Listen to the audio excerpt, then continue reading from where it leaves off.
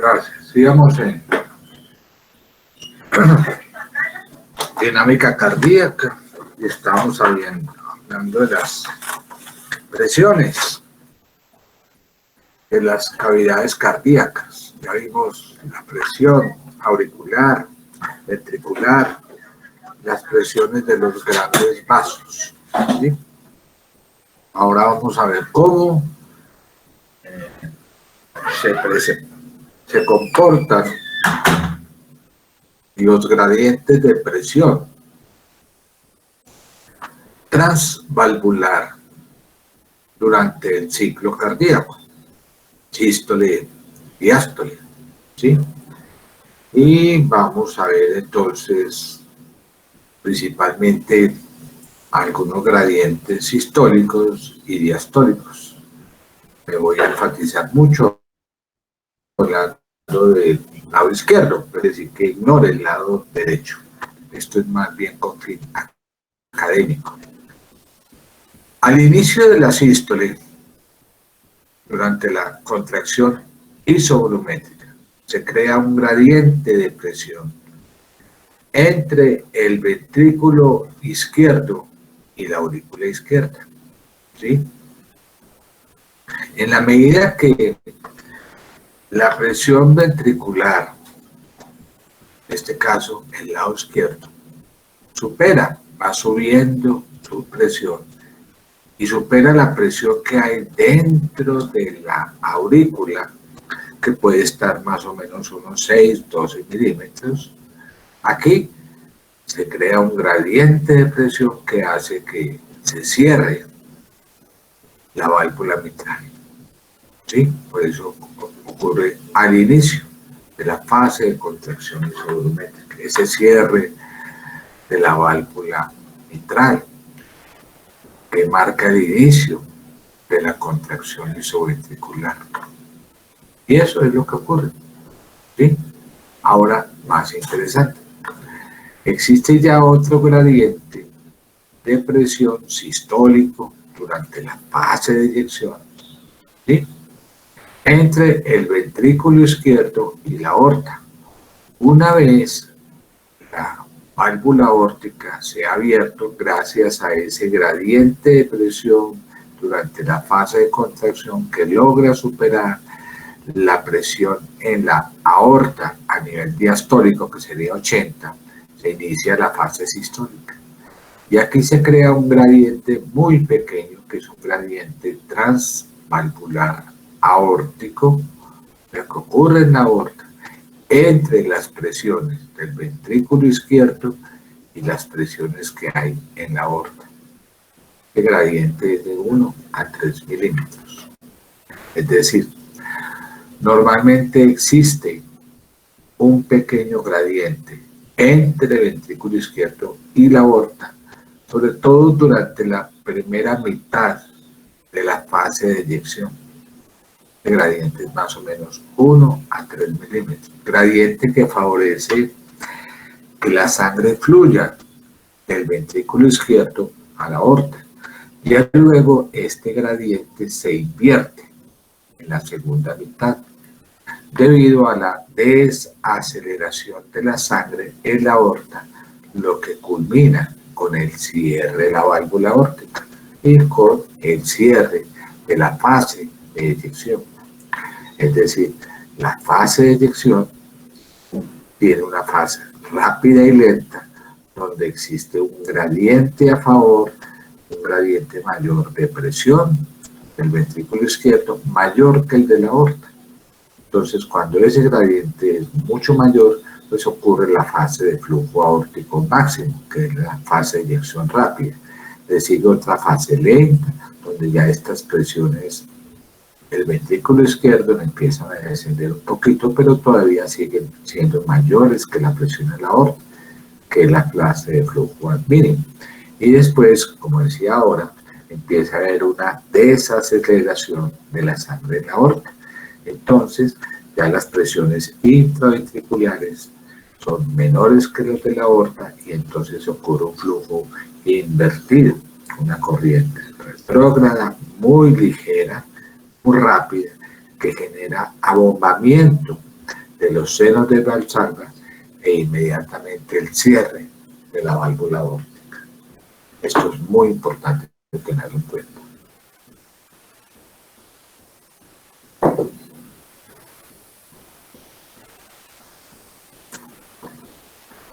Después de esto sigue la fase diastólica. Entonces hablamos de gradientes de presión diastólica.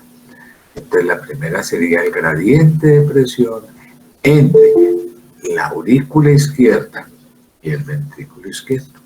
Pues, ¿qué ocurre durante la relajación isovolumétrica? Pues que las presiones intraventriculares descienden. Como ocurrió aquí, en esta contracción isovolumétrica, en este caso, la presión intraventricular desciende hasta 0. Entonces va a llegar un puntico donde la presión auricular izquierda, ¿sí?, es mayor que la presión del ventrículo izquierdo, y en ese caso se abre la válvula mitral. Es decir, cuando esa presión auricular izquierda supera la presión que va en descenso del ventrículo izquierdo, de unos 12 milímetros, entonces esto va a crear todo lo contrario, un gradiente que abre y permite, ¿sí?, que el flujo de sangre fluya de la aurícula a los ventrículos, o sea, porque se abrió la válvula mitral. Sería el final de esta relajación, el inicio de la fase de llenado. ¿Muy bien? Sí, doctor.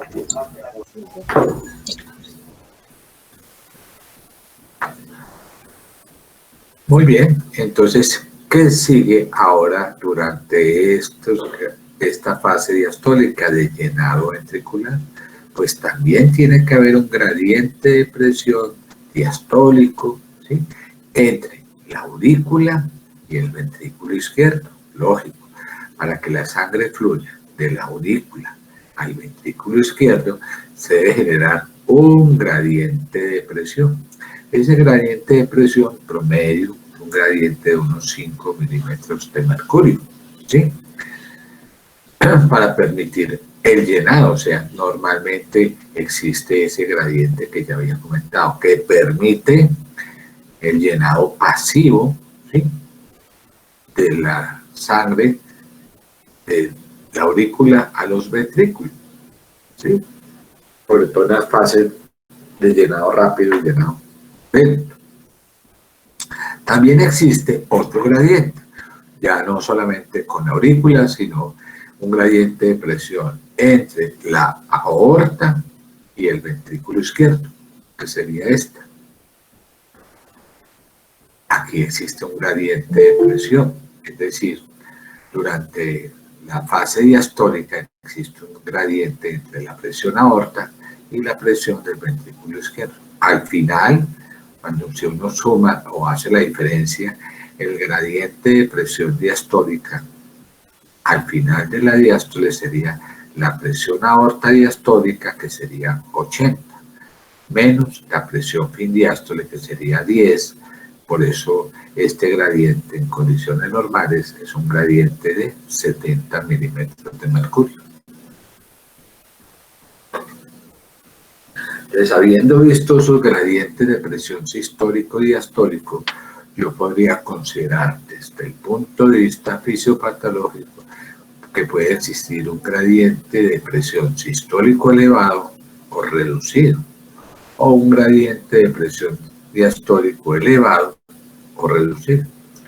Cuando ese gradiente de presión entre el ventrículo izquierdo y la aorta está muy elevado, hablamos de un fenómeno que es una estenosis de una válvula simoidea, que en este caso, en este ejemplo, sería la estenosis aórtica.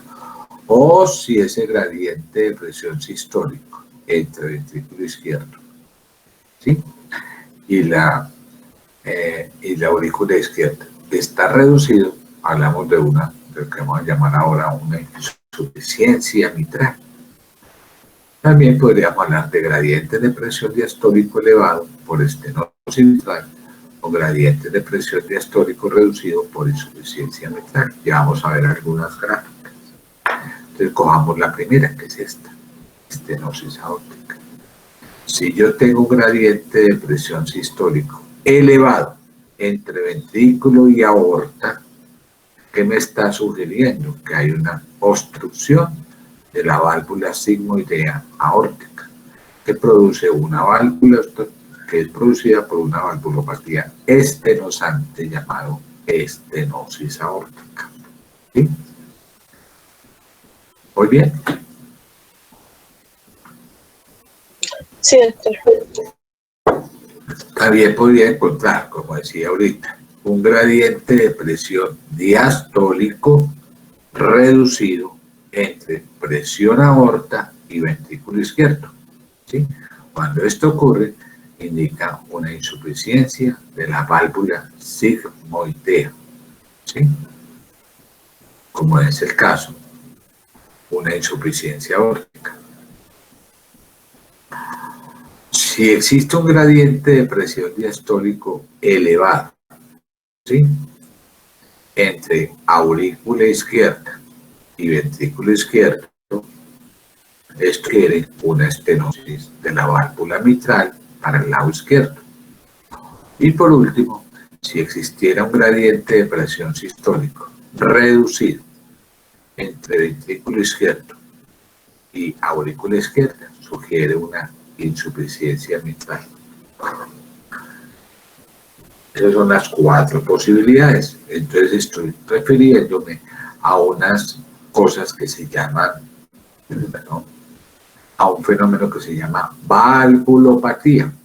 Entonces cuando yo hablo de valvulopatías me refiero a valvulopatías porque son estenosantes o regurgitantes. De ahí el término de estenosis valvular o insuficiencia valvular. ¿Qué es una estenosis de una válvula o estenosis valvular? Cuando la válvula se encuentra estenosada, ¿sí?, y esa válvula no puede abrirse en el momento del ciclo cardíaco, o sea, sístole o diástole. Entonces, cuando se dificulta la apertura del sístole, hablamos de una estenosis sigmoidea, una válvula sigmoidea, que en este caso podría ser la aorta o la pulmonar. O hablamos de una estenosis atrioventricular, ya sea mitral o tricúspide, cuando se dificulta la apertura durante la diástole. ¿Sí? Muy bien.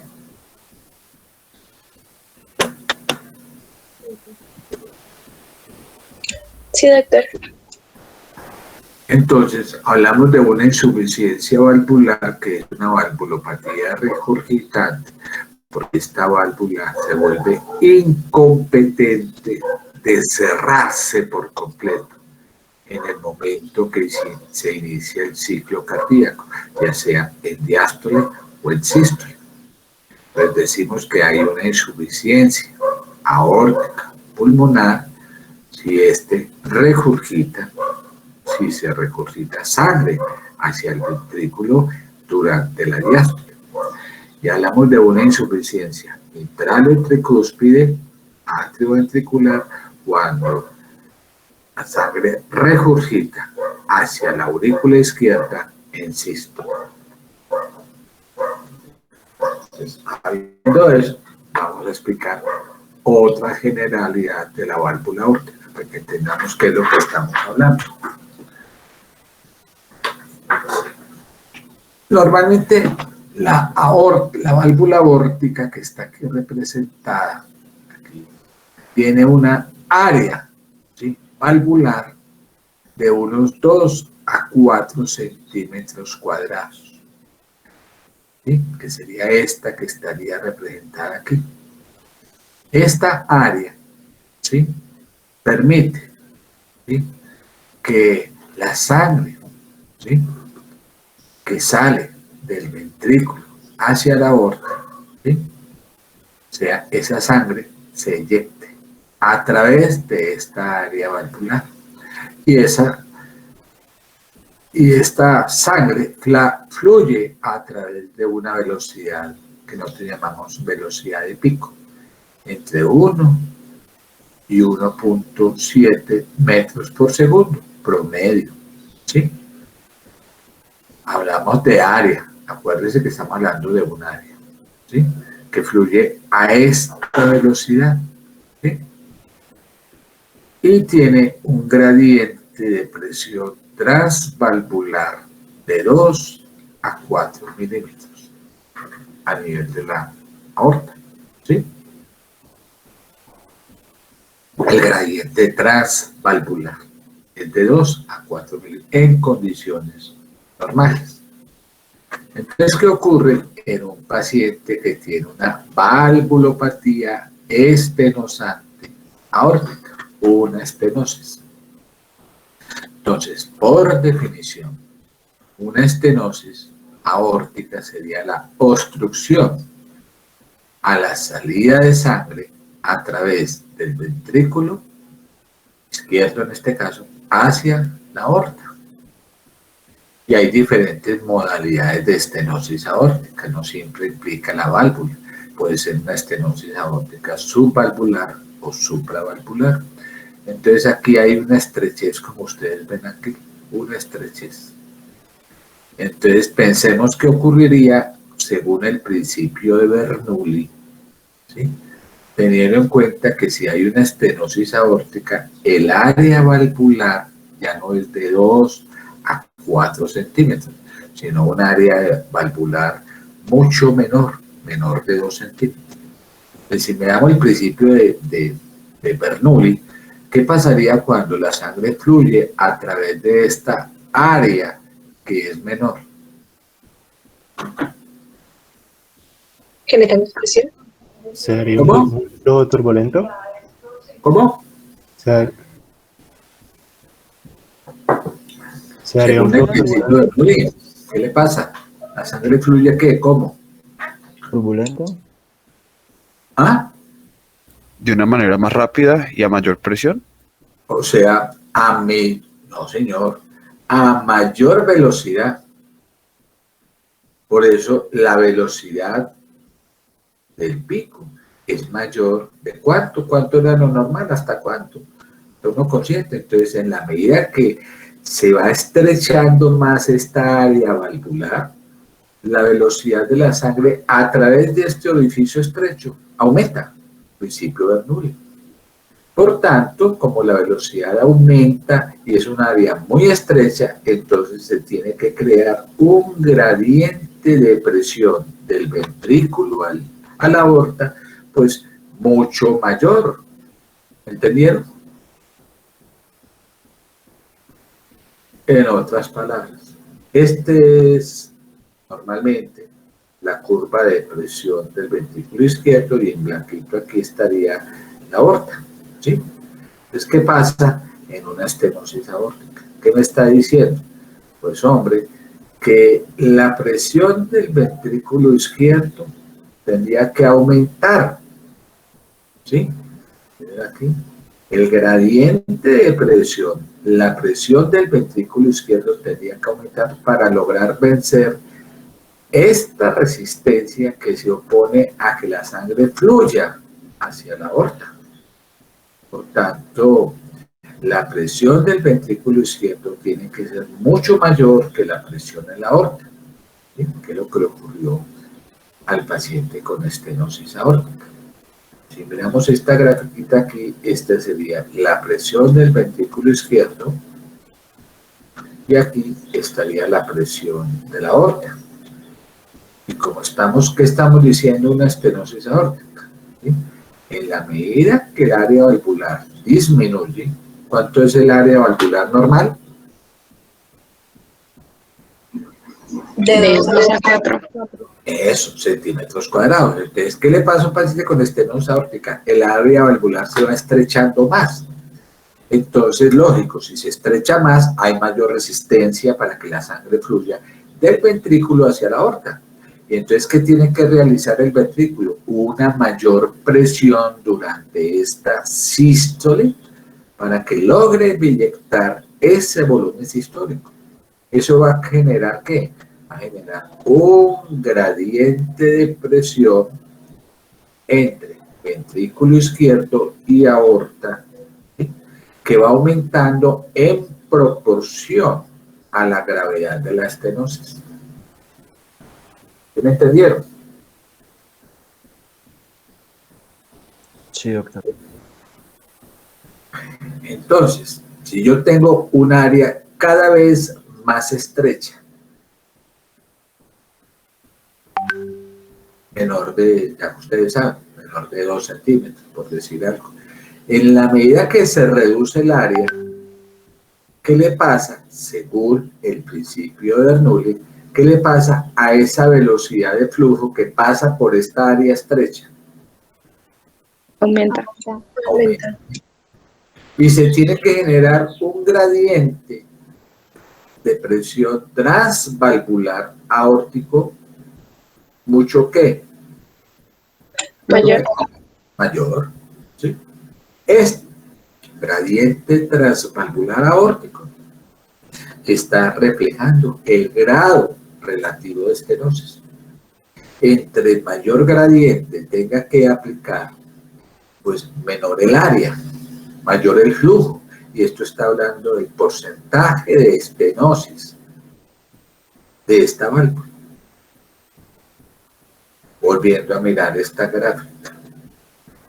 El estrechamiento de la válvula aórtica requiere que se incremente en forma notable la presión del ventrículo izquierdo en sístole. ¿Para lograr qué? Que la sangre fluya, expulsa a través de ese orificio estenósico. Eso es lo que origina ese gradiente de presión sistólico elevado. ¿Sí me entendieron?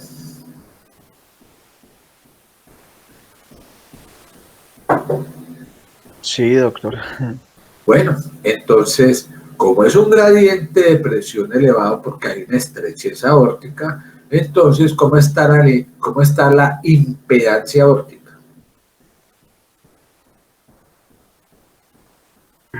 ¿Elevada?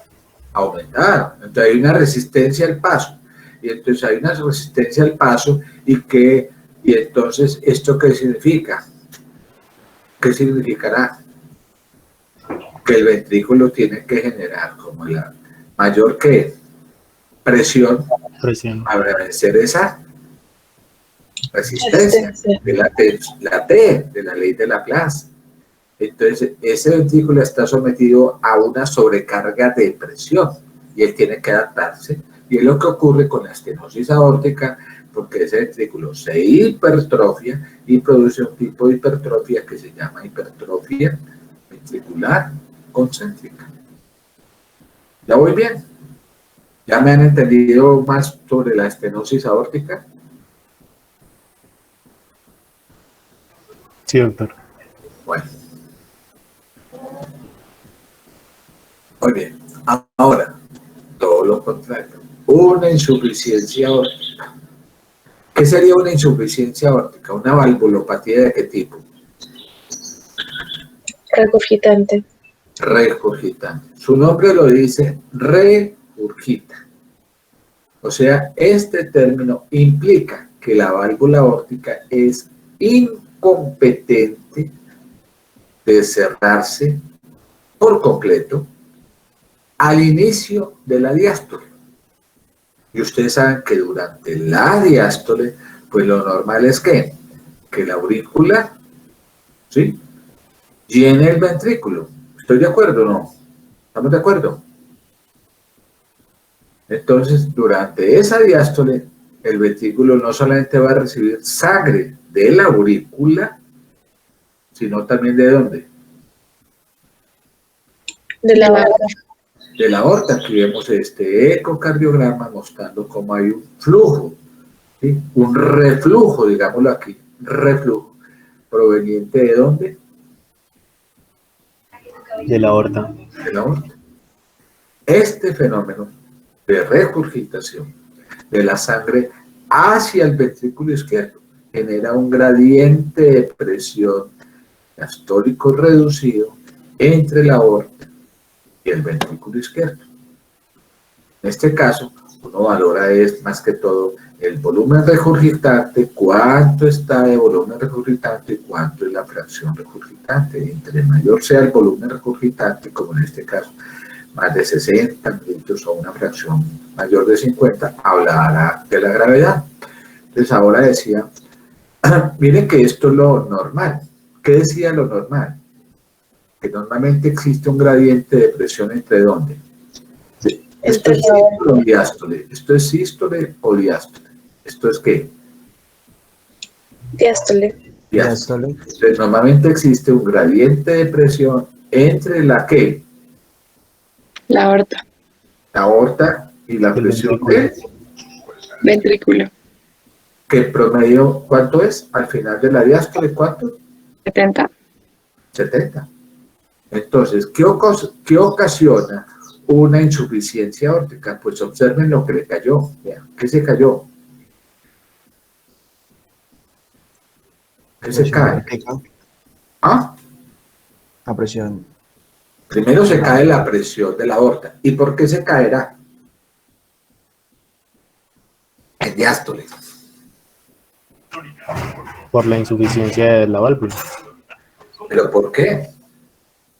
¿Por qué creen que se cae la presión de la aorta? A ver, ¿qué ocurre durante la insuficiencia aórtica? Hay un reflujo de la Eso. Entonces, como hay un reflujo, mire que la fracción regurgitante está regurgitando un volumen de sangre. Y entonces, durante la diástole, ¿qué pasa si el volumen a la aorta se reduce?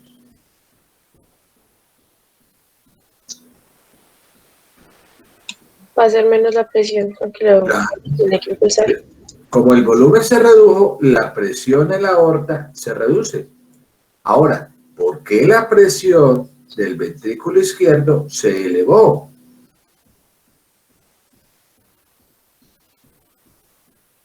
Porque tiene que generar mayor presión para poder impulsarlo. No, generar mayor presión no. ¿Por qué mayor volumen? Porque hay un volumen adicional, que es el volumen ¿qué? Regurgitante. Claro. Entonces, al final de esta diástole, ese volumen es mayor, el volumen fin diástole. Y como es mayor, va a generar una mayor presión diastólica. Es decir, la precarga en este caso estaría ¿cómo? Aumentada. Aumentada. Una precarga. O sea que en una insuficiencia aórtica, a diferencia de la estenosis aórtica, esta valvulopatía genera una sobrecarga hemodinámica ¿de qué? ¿De volumen? De volumen, por una precarga muy elevada. ¿Sí? Esa es la característica de ese paciente con insuficiencia aórtica. Ahora, eso en cuanto a las valvulopatías aórticas. Ahora veamos valvulopatías mitrales. Veamos esta válvula mitral. ¿Perdón? Estos pacientes, por ejemplo, con esa valvulopatía de tipo regurgitante pueden desarrollar una hipertrofia ventricular excéntrica. Claro, porque es una valvulopatía por sobrecarga de volumen, todo lo contrario. Es todo lo contrario a esto, lo que ocurrió en una estenosis. Aquí harían una hipertrofia ventricular de ¿qué tipo? Excéntrica, claro, por una sobrecarga hemodinámica de volumen. Muy bien. Veamos la válvula mitral. La válvula mitral, que es esta que estoy señalando aquí, vean lo bonita. Como se abre el diástole, se cierra el sístole. ¿Sí? ¿Lo ven? Vean acá, la válvula mitral. ¿Sí? Se está abriendo aquí para permitir el llenado.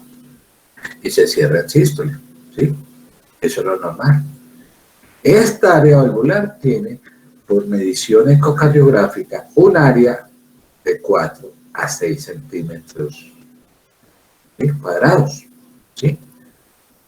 Es a través de esta área por la cual la sangre fluye de la aurícula hacia el ventrículo izquierdo. ¿Sí? la velocidad de la sangre a través de esa válvula es un poco menor y el gradiente de presión es de menos de 5 milímetros de mercurio. ¿Sí? ¿Qué significa gradiente de presión transvalvular? ¿Qué significará? Por ejemplo, si fuera 5, ¿qué significa? No me acabo de aprender eso de memoria para ponerle lógica. Que la presión de la aurícula es... A ver, esta 5 válvula permite del ventrículo. que la sangre fluya de la aurícula al ventrículo. ¿Hasta ahí estamos bien o no? Sí, doctor. ¿En qué fase? ¿Sístole o diástole? Diástole. Diástole. Entonces, para que la sangre fluya de aquí a acá, debe haber un gradiente de presión. Pongámosle que la presión del ventrículo izquierdo durante la diástole, que eso es lo que ocurre, la presión al inicio de la diástole, ¿cuánto es la presión del ventrículo izquierdo?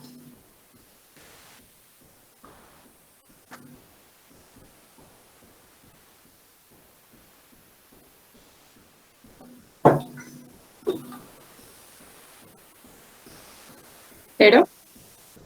0. Y entonces, si existe un gradiente de presión transvalvular de 5, ¿qué quiere decir? Si esta es 0, ¿cuánto será la presión de la aurícula izquierda? De 5. 5. Entonces, claro, es una presión, es un gradiente de presión pasivo que facilita el flujo de sangre. ¿De dónde? De la aurícula al ventrículo. Eso es lo que llamamos un gradiente de presión transvalvular. ¿Sí? Entonces, cuando estamos viendo esto, pues analizamos todo lo contrario. Una estenosis de la válvula mitral. ¿Sí? Vean la válvula mitral aquí. ¿Qué notan de esta válvula mitral? ¿Estamos qué?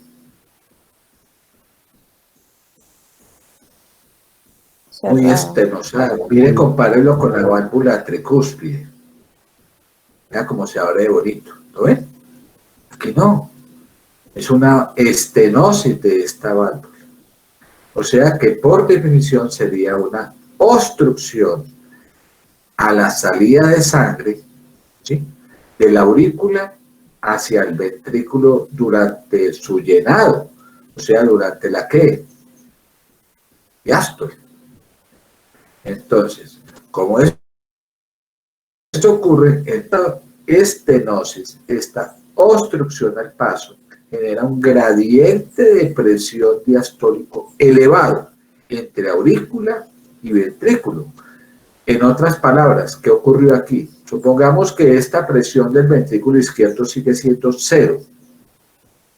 0. Pero para que la sangre fluya de aquí a acá, ¿qué tiene que haber? Un aumento en la presión de la aurícula. Claro, entonces la aurícula tiene que... ¿Por qué? Porque hay una ¿qué? Resistencia. Piense en la ley de Ohm. El flujo de sangre no puede ocurrir a no ser que exista un mayor gradiente de presión, porque la resistencia está elevada, ley de Ohm. Entonces, ¿qué tiene que hacer la aurícula? ¿Qué tiene que hacer? Elevar su presión. Y entonces, elevando su presión, va a generar un mayor gradiente. El problema, entonces, fisiopatológico de esto es que esta área valvular de la mitral está reducida. ¿Sí? ¿Es menor de cuánto en este caso? Un área valvular muy estrechita, menor de 1.5. ¿Sí? Eso es lo que está ocurriendo en estenosis mitral. Entonces, si esto está diciendo esto, es porque se genera un gradiente de presión elevado. ¿Durante qué fase? ¿Esto qué fase es? Diástole. Diástole, que es la fase de qué? ¿Qué es lo que está ocurriendo aquí? ¿La fase de qué? De llenado. Llenado, ¿cierto? Entonces, durante esa fase de llenado, la aurícula, ¿ven aquí? La aurícula tiene que elevar su ¿qué? Su presión. Su presión. ¿Cierto? Para que la sangre fluya de aurícula al ventrículo. Por eso es que se genera un gradiente de presión elevado en una estenosis mitral. Cada vez que hay una obstrucción al paso de la sangre, cada vez que se genera todos estos fenómenos, pues eso va a generar un flujo, en este caso, como está pasando sangre por acá, la sangre, ¿cómo pasaría, por ejemplo, en una estenosis aórtica? Ahora, ¿a gran qué? Velocidad. Velocidad. Y a mayor velocidad, ¿cómo sería el flujo? ¿Qué tipo de flujo generaría?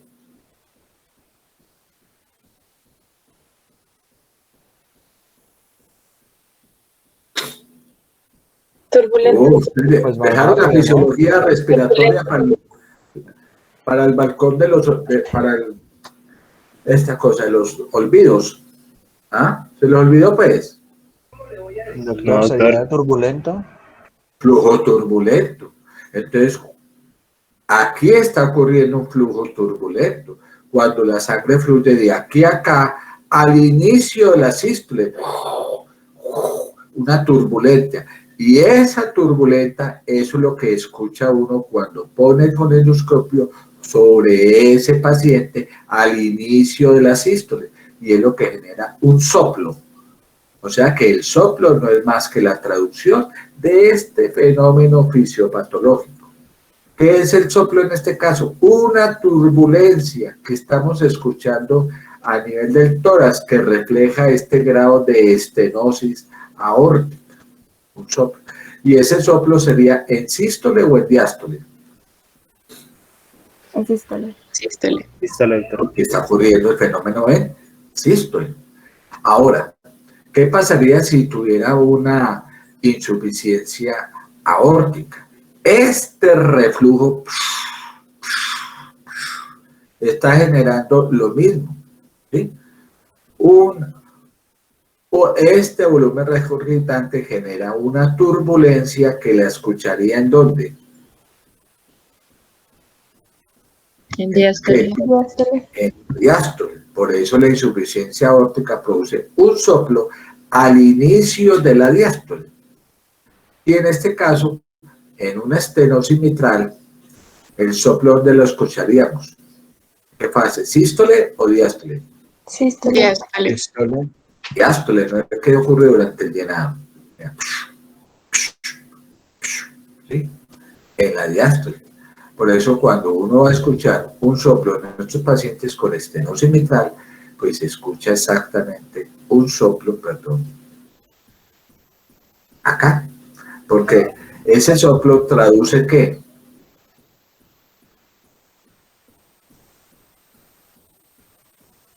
El aumento de presión. Un gradiente elevado ¿entre qué? Entre la aurícula y el ventrículo. Aurícula y ventrículo. ¿Sí? Creo que Doctor, una pregunta. señor. Es que pues yo una vez escuché y pues me pareció un nombre muy extraño. Eso es lo que llamaría un soplo protodiastólico. Sí, proto cuando hay una insuficiencia aórtica. ¿Sí? Entonces usted habla de proto, meso y tele. Proto al inicio, meso en la mitad como ocurre en una estenosis mitral. ¿Sí? Pero no es el momento porque no es la senología, ¿cierto? Pero sí, es un soplo que se escucha más en la mesodiástole, en la estenosis mitral, o sea, se llama meso en la mitad de la diástole. En cambio, el soplo de la insuficiencia aórtica que usted me preguntó se escucharía acá, ¿sí? Al inicio de la diástole, se llama proto, ¿sí? Bueno. Listo, doctor, muchas gracias. Qué pena. Bueno, entonces, ¿qué sería una insuficiencia a la válvula mitral? Pues piense, primero, insuficiencia mitral, ¿qué es una valvulopatía qué? Un regurgitante. Regurgitante, ¿sí? O sea que, si miran este fenómeno aquí, miren la válvula mitral. ¿En qué momento está regurgitando sangre del ventrículo hacia la aurícula? En la sístole. en la sístole. Ahora mírenlo acá. Miren la sangre fluyendo y aquí pasa sangre del ventrículo hacia la aorta y también sangre que se regurgita del ventrículo hacia ¿dónde? La aurícula. Ah, bueno. Entonces, ¿qué implica una insuficiencia mitral? Que la válvula mitral es incompetente de cerrarse por completo durante la ¿qué? La Sístole. Claro, durante la sístole. Eso hace que la sangre regurgite del ventrículo a la aurícula durante la sístole. Y esto va a generar un gradiente de presión sistólico reducido entre el ventrículo, ¿sí?, y la aurícula, ¿sí? Entonces, cuando vemos eso, estamos viendo esta gráfica, ¿sí? Miren lo que ocurrió en ese pacientico que está regurgitando sangre del ventrículo hacia la aurícula. Entonces, durante la sístole, que es esta, ¿sí?, ¿qué está pasando? Como regurgita sangre de aquí a la aurícula, ¿qué le pasa a la presión auricular izquierda? Disminuye. Ay, no es que está mandando más volumen. Aumenta. Si aumenta el volumen, aumenta la ¿qué? Presión. La presión. Presión. Entonces, este fenómeno, ¿qué ocurrió? Que miren aquí, esta presión que es de la aorta, perdón, de la aurícula izquierda, esta presión en la aurícula izquierda aumenta, sobre todo a expensas ¿de qué? ¿De la qué?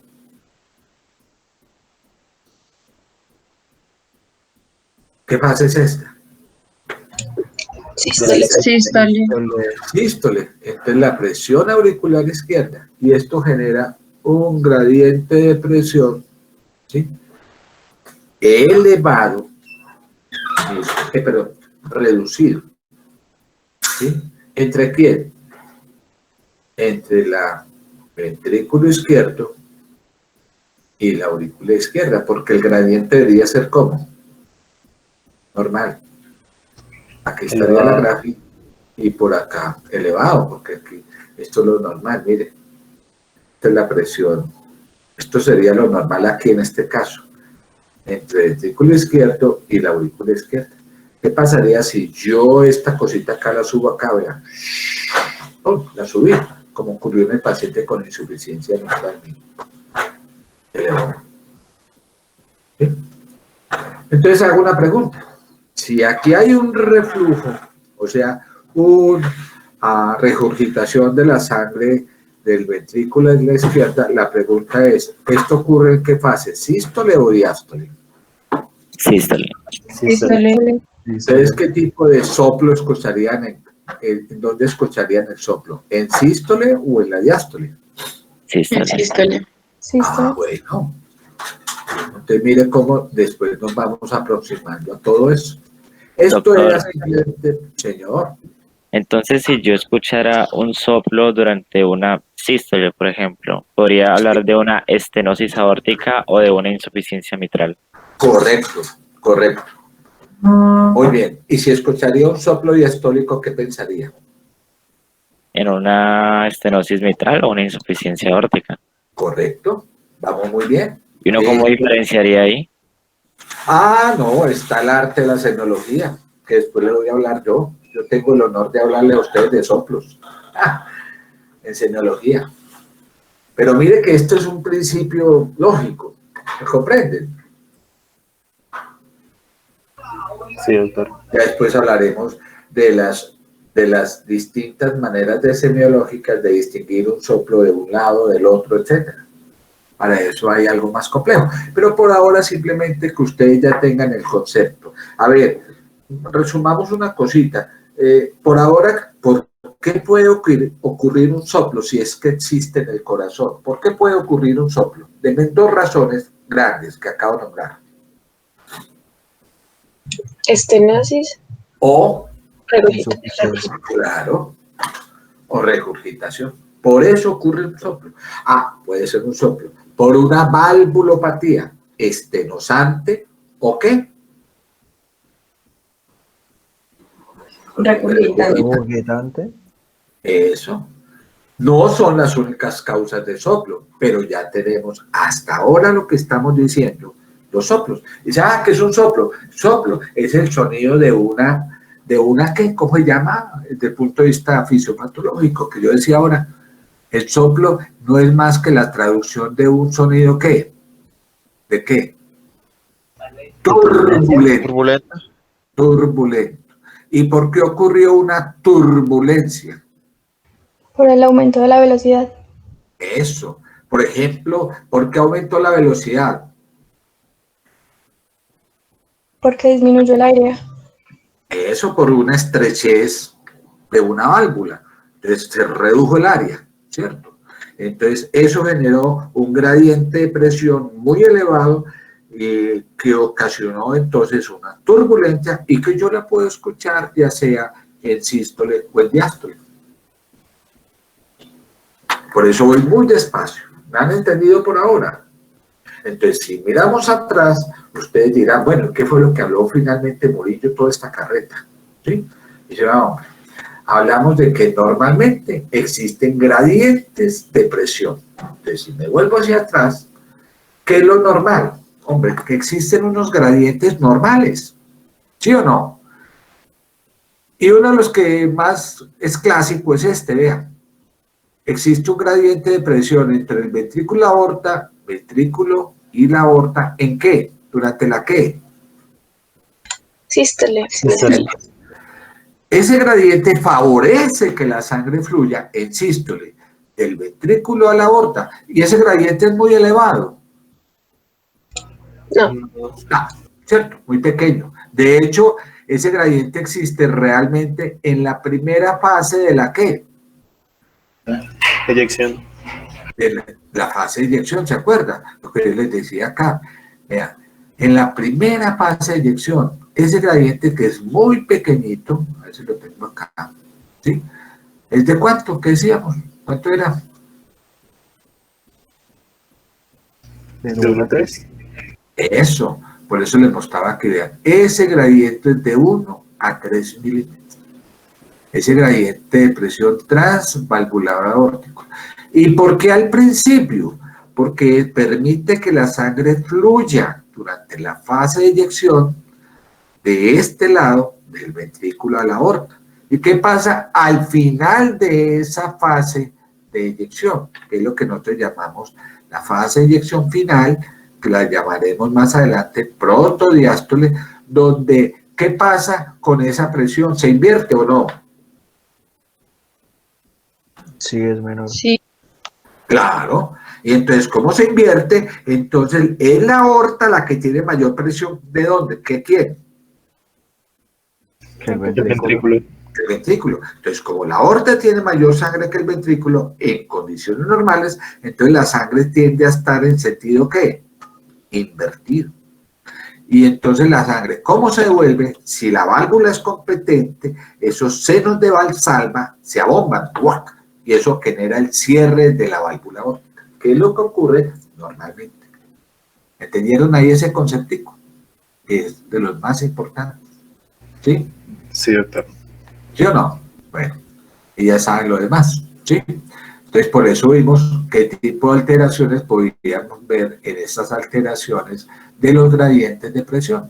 Entonces vimos que, si nos vamos a lo clásico, yo me centraría hablando de lo clásico, pues de gradientes de presión, hablando de este fenómeno, el gradiente de presión transvalvular elevado en pacientes con ¿qué? Estenosis aórtica. Eso, y aquí es donde vemos que ese gradiente se elevó, es decir, el ventrículo tuvo que superar esa presión sobre la aorta para lograr vencer esa resistencia, es decir, este gradiente está entre este y este, la presión del ventrículo es que está en la aorta, ya lo decíamos. Entonces, un gradiente muy elevado, ¿sí? Normalmente, ¿cuánto es el gradiente? 70. No.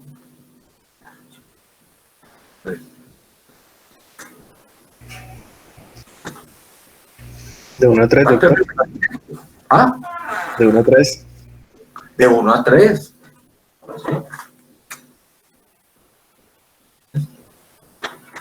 De 1 a 3. Imagínense este gradiente como creció, miren. ¿Lo ven? Comparen.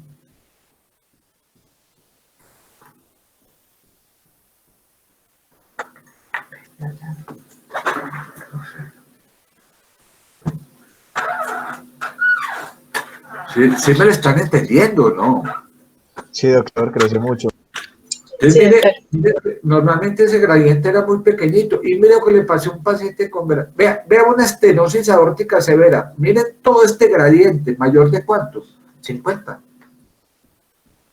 Quiere decir que el ventrículo tiene una presión muy elevada para lograr pasar esa sangre a través de esta área que cada vez está más estrechita. ¿Cuánto es el área de la válvula aórtica? De 2 a 4. De 2 a 4. De 2 a 4. Y mira lo estrechita que está. Entonces, entre más estrecha, ¿sí?, mayor gradiente tiene que haber. ¿Estamos de acuerdo? Sí, doctor. Y esto va a reflejar el grado de estenosis. Miren, una estenosis severa. ¿Cómo estará ese grado de estenosis? ¿Mayor de cuánto? De 80. Del 80%. Por eso la sangre fluye a gran ¿qué? Velocidad. Y entonces entre la sangre fluya a mayor velocidad, usted va a escuchar un sonido que se llama turbulencia. Y ese sonido se traduce semiológicamente en un fenómeno que llama ¿qué? Soplo. Soplo. Soplo. O sea que entre mayor grado de estenosis hay, mayor intensidad de soplo vamos a escuchar el día de mañana. Bonito, ¿no? Vea cómo se explica la semiología bonito acá. ¿Me han entendido? Sí, doctor. Sí, doctor. Eso, vea lo bonito, se explica por eso. ¿Sí? Y uno puede explicar todo lo que quiera. La semiología es el arte de saber la fisiología. Cuando veamos farmacología, el arte de saber la fisiología. Eso es todo eso, son las bases de todo esto. ¿Sí? ¿Ya entendieron la insuficiencia? Miren la estenosis, lo que yo les decía. Volvamos a repetir la estenosis. Me centro mucho en estenosis mitral y estenosis aórtica, que es lo clásico. Pues no es que no existe, esto es muy común, la insuficiencia. ¿Sí? Entonces, ¿qué pasa en la estenosis? También existe un gradiente elevado de presión, miren. Un gradiente muy elevado de presión. ¿Entre quién?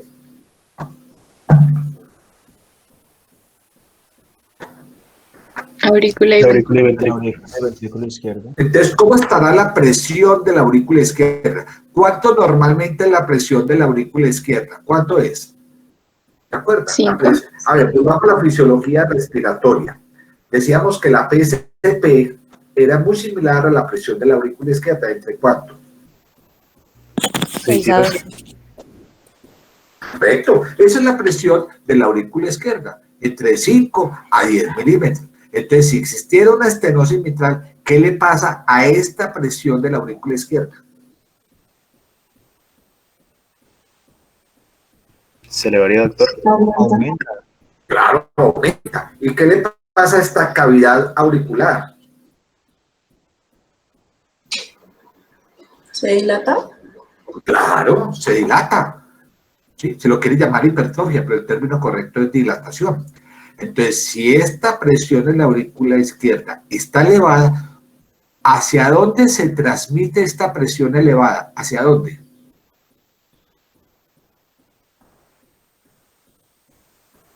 De forma retrógrada. ¿Hacia dónde? Hacia los pulmones.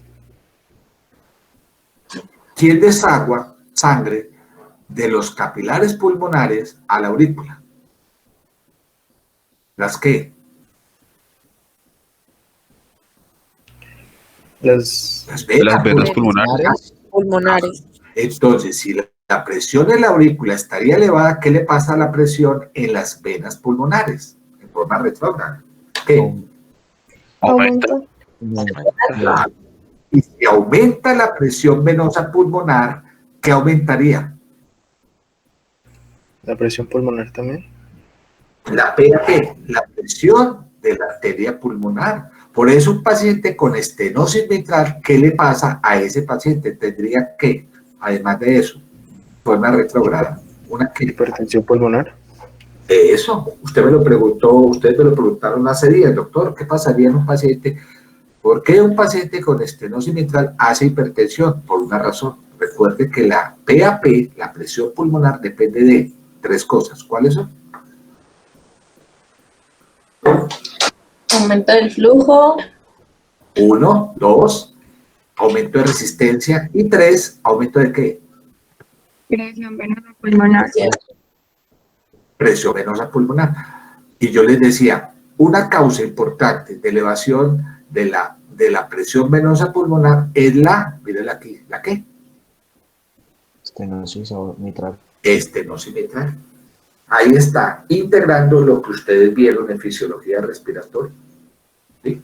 Por eso, cuando veamos semiología, vamos a pacientes con estenosis mitral y ustedes van a ver que semiológicamente tienen signos de hipertensión pulmonar. Hay que ponerle sentido lógico a todo esto, es pura biofísica, aquí, física, perdón, elemental. Si yo tengo un paciente con estenosis mitral, ¿cómo estarán las presiones del ventrículo izquierdo? ¿Elevadas?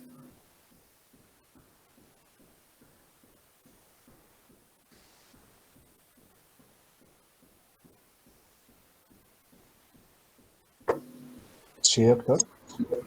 No. Normales. Nada. Normales. Entonces pregunto, para esta estenosis mitral, ¿el ventrículo izquierdo tiene una sobrecarga de presión? No. No. No. No. Entonces, ¿cómo no? ¿Se hipertrofia el ventrículo izquierdo? No. No. ¿Qué se hipertrofia? ¿Qué se Pero hipertrofia? ¿Qué se hipertrofiaría? La aurícula. La aurícula. La aurícula. Eso. Entonces, mire lo lógico. ¿Ve?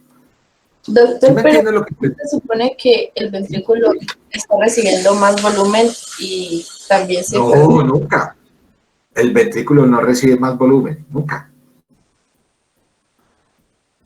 Lo que pasa es que ese volumen de eyección, donde el volumen diastólico, incluso podría estar reducido, porque es esta válvula que está generando una ¿qué? Mire, obstrucción a la salida de esta sangre de la aurícula al ventrículo. ¿Sí me entendieron? Sí. Entonces, si yo tengo una estenosis,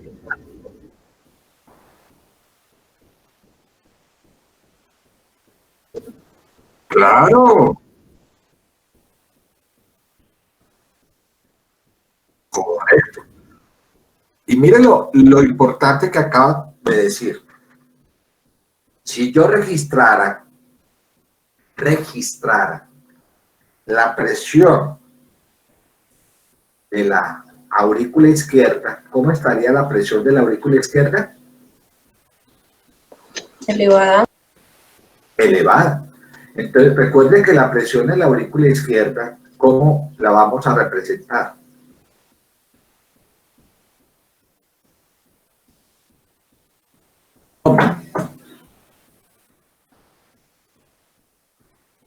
Esta es la morfología de presión de la aurícula izquierda. ¿Estamos de acuerdo? Sí. ¿Con la onda qué? Ah, ¿qué pasaría si existiera una estenosis de la válvula mitral?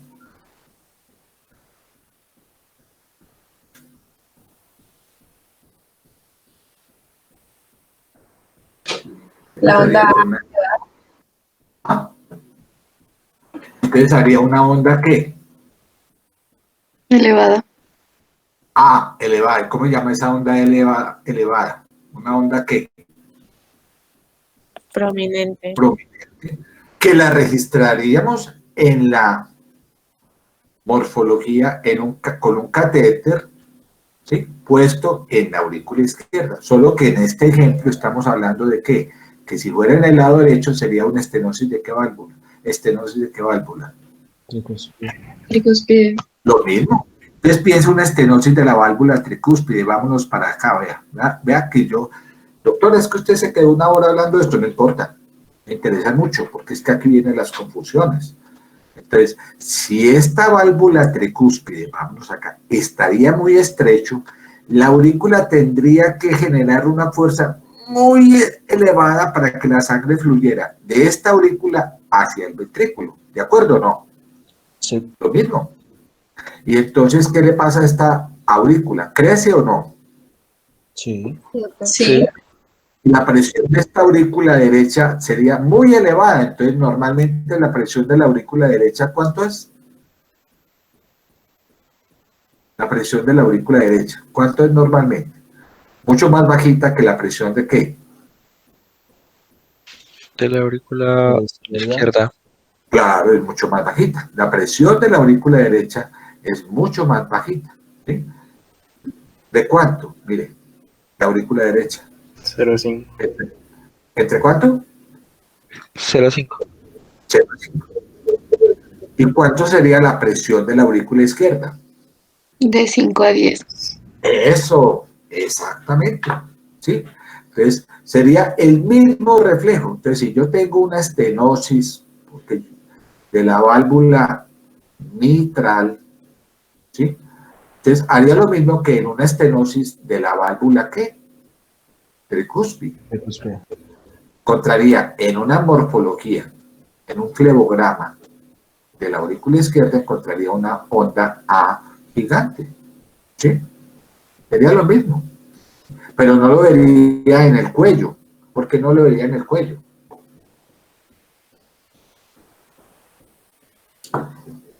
Porque el cuello está reflejando la presión de qué vena. De la vena cava. Bueno, sí, súbase más. Yugular. De las yugulares. ¿Y las yugulares hacia dónde drenan? Hacia la cava. ¿Y la cava hacia dónde drena? Corazón derecho. La aurícula. Hacia la aurícula. Entonces, si yo veo este cuello ahí en un paciente, estoy diciendo, ve, aquí estoy viendo este cuello con una gran distensión de la vena yugular. Y si yo le clavara un catéter de Schwann-Ganz, encontraría esto, vea. Registrando la presión en la aurícula derecha, encontraría este flebograma y me está diciendo, esto es el reflejo, mire, de lo que ocurre en el lado, ¿qué? Derecho. Derecho. Si tuviera una estenosis mitral, no encontraría esto, este signo, ¿sí? No encontraría este signo. O sea que si este signo lo veo, me está diciendo, todo lo que vea el cuello haciendo por acá, me está reflejando lado derecho. ¿Sí? ¿Cómo integré? Doctor, tengo una pregunta. Sí. Es que cuando hay estenosis de la válvula tricúspide, usted nos dijo que se presentaba una hipertrofia ventricular tipo concéntrico. En el lado izquierdo no sería así. Cuando hay una estenosis, ¿qué? Pues tricúspide, la tricúspide. No, nunca. Por lo que acabo de decir lo mismo. En una estenosis de la válvula tricúspide, ¿sí? Es esta que usted ve aquí, ¿sí? Una estenosis de la válvula tricúspide, pues, ¿qué es lo que ocurre? Acabo de nombrar, ¿sí? Pensemos. Hay una sobrecarga de presión impuesta ¿para quién? En una estenosis o insuficiencia. Pregunta de nuevo para no confundirme. ¿Estenosis o insuficiencia? Estenosis. ¿De la válvula tricúspide? Bueno, entonces pensemos en una estenosis de la válvula tricúspide. Vámonos para acá. Si fuera una estenosis de la válvula tricúspide. Entonces, hay una estenosis de esta válvula. Quiere decir que esta válvula tricúspide tiene un área muy estrecha. El área valvular de la tricúspide se estrechó. Y si se estrecha, quiere decir que hay una resistencia al paso de la sangre de la aurícula derecha al ventrículo derecho. Hasta ahí estoy bien. Sí, Entonces, ¿habría una sobrecarga de presión impuesta para la aurícula o para el ventrículo? Para la aurícula. La aurícula. Entonces, ¿quién se hipertrofia? ¿La aurícula o el ventrículo? La aurícula. Sí, la aurícula, el ventrículo no. Vean la gráfica, lo bonito. Sí le respondí la duda. Sí, doctor, gracias. Es que ahí sí, en etiología pues me confundí un poco, pero ya. Bueno, ustedes preguntarán de nuevo que por qué yo estoy insistiendo en todo esto, porque esta es la base de todo, esta es la base de todo lo que ustedes quieran. ¿Sí? Esta es la base. Por eso me detuve a hablar un poquito más de esos gradientes de presión y explicar cómo ocurren esos cambios de gradientes de presión o cómo ocurre desde el punto de vista fisiopatológico cuando un paciente tiene una valvulopatía, ya sea estenosante o regurgitante, teniendo en cuenta que lo que más insisto es lo normal, porque si ustedes no saben qué es lo normal, pues no sabrán qué es lo anormal. ¿Les gustó por ahora?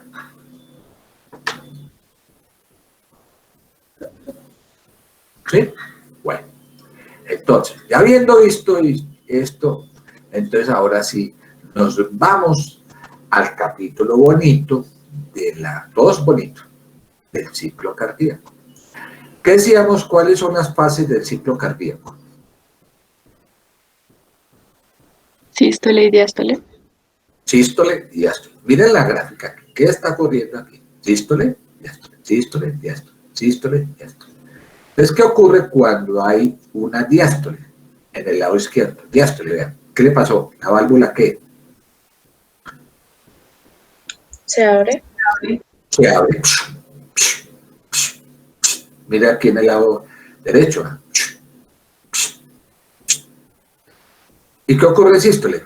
La válvula mitral se ¿qué? Cierra. Se cierra. Para que la válvula aórtica se ¿qué? Se abra. Se abra. Ah, eso es lo que ocurre normalmente en un ciclo, ¿sí? Pues todo esto es lo que hace que mi corazón pelee reggaetón, ¿sí? Para que ustedes entiendan bien lo que voy a hablar, ¿sí? Entonces, ¿cuáles son las fases del ciclo cardíaco? Empezamos con la primera fase, que es la fase de contracción atrial o auricular. Y ustedes dirán, ¿por qué empieza con esa fase? Si esa es la fase final de la diástole. ¿Por qué creen ustedes que es la primera fase del ciclo cardíaco?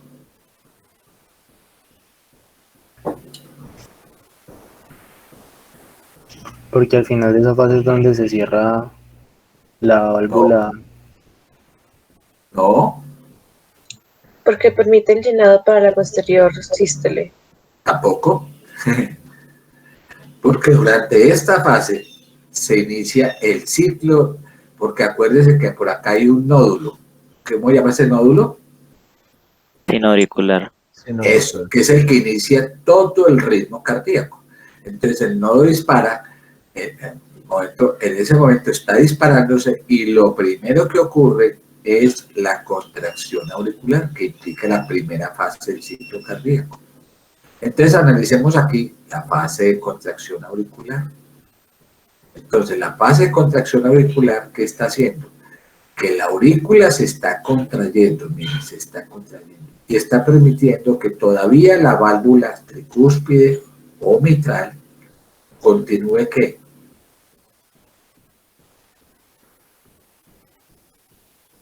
Abierta. ¿Sí? Entonces, miren, es esta fasecita que ustedes ven acá, ¿sí? Durante este ciclo cardíaco. ¿Sí? Luego, ¿se cierra quién? La tricúspide. ¿Y la? Mitral. Y entonces se inicia la fase de ¿qué?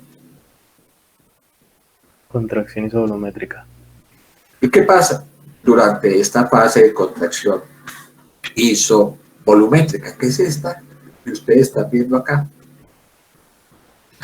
¿Qué fue lo primero que ocurrió? ¿Quién marca el inicio de la contracción isovolumétrica? ¿El cierre de qué? De las válvulas mitral y tricúspide. Correcto.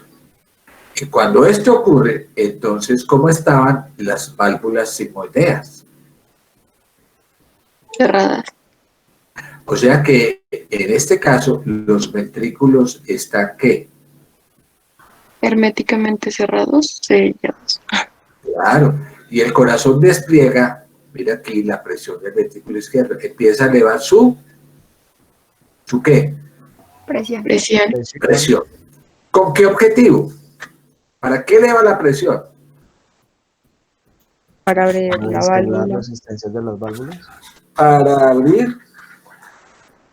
¿Para abrir qué válvula? ¿Las válvulas qué? Sigmoidea. Sigmoidea. Ese es el objetivo de la contracción isovolumétrica. Una vez se abre la válvula sigmoidea, mire, se inicia la fase de ¿qué? Eyección. Eyección rápida. Y entonces, inicialmente, las presiones del ventrículo izquierdo son mayores que las presiones ¿en dónde? Ventrículo izquierdo derecho, que las presiones en la aorta o en la pulmonar. ¿De acuerdo o no? Estaría la pulmonar y por acá estaría la aorta. ¿Sí o no? Esto permite que la sangre fluya de los ventrículos a la aorta. ¿Cuál sería ese gradiente de presión impuesto inicialmente? Puede llamar rápida. Menor.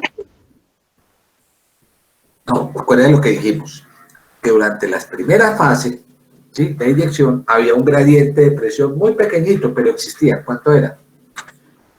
De 1 a 3. Eso, este gradiente permite que la sangre fluya de aquí y de acá. ¿Hasta ahí va bien? Pero después ustedes ven cómo durante esta fase de eyección reducida el flujo se invierte. Aquí puede que no esté, pero la sangre tiende a devolverse, por ejemplo, de la aorta hacia las válvulas, de la aorta hacia la válvula aórtica, valga la redundancia. Entonces, como tiende a devolverse, ¿por qué? Porque la aorta en este caso tiene mayor presión que ¿quién? Que el ventrículo. El ventrículo. Entonces, ¿qué le pasaría a esta senos de Valsalva de la aorta? Hace un flujo invertido. ¿Y qué le pasa a los senos? Se unen, se cierran. Se abomban. Y al abombarse, ¿qué hacen? ¡Pac! Termina con esto. ¿Qué hace? Cierra la válvula. Cierra. Cierra la válvula aórtica. ¿Sí? Luego, cerró la válvula. Pues al cerrarse la válvula, recuerden que ya las válvulas atrioventriculares están cerradas y se inicia de nuevo ya el fenómeno ¿de qué? Otra fase. Relajación Isovolumétrica. isovolumétrica. ¿Y qué es lo que ocurre durante la fase de relajación isovolumétrica? Miramos en rojito la curva de presión del ventrículo izquierdo. ¿Qué le pasa al ventrículo? La presión del ventrículo izquierdo empieza ¿a qué? Disminuye. A disminuir. Mira aquí, empieza a disminuir. ¿Y cuándo terminaría esta fase de relajación isovolumétrica? Cuando la presión llega a 0. Sí, ¿y qué? ¿Se cerró entonces? ¿Llegó cero? No. ¿Cuándo qué? Como la presión del ventrículo izquierdo empieza a descender, va a llegar un momento dado en que, mire, la presión de la aurícula izquierda supera a esa presión del ventrículo izquierdo. ¿Y entonces qué ocurre? ¿Cuál es el fin de la relajación isovolumétrica? Se abre la válvula mitral. La apertura de la válvula. ¿La apertura de qué válvula? Mitral y tricúspide. Mitral y tricúspide. Eso es el fin. ¿Ve cómo estoy relacionando todo esto que vi atrás? Hablando del ciclo. Entonces, como se abre la válvula mitral, entonces se inicia la fase de llenado. Y la fase de llenado tiene una fase de llenado ¿qué? Rápido, una fase de llenado lento, o llamado diastasis, y todo. Hasta ahí va bien.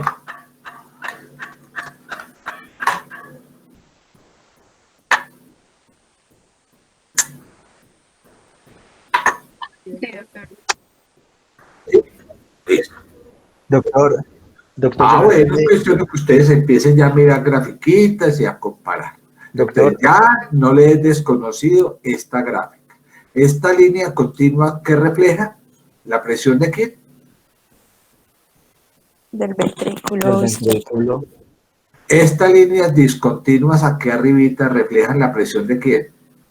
De la aorta. la aorta, Y estas discontinuas aquí en la zona inferior reflejan la presión de quién?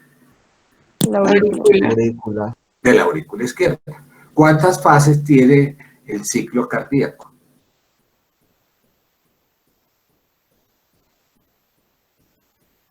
Dos. ¿Cuáles? Sístole. sístole, diástole, Diástole. La sístole. ¿Cuántas fases tiene? Dos. ¿Cómo se llama la primera?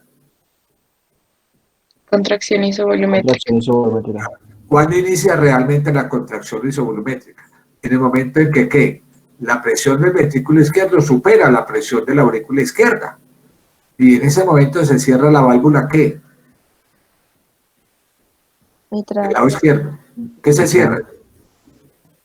¿La válvula qué? válvula mitral, Mitral. Mitral. Ustedes miren la gráfica hacia abajo que habíamos visto. Vean. ¡Pac! Esta es la válvula mitral. ¿Se acuerdan que se abría y se cerraba? Entonces, ¿en qué momento se cierra la válvula mitral? cuando la presión del ventrículo es mayor a la de la aurícula, Al inicio de qué fase. Contracción isovolumétrica.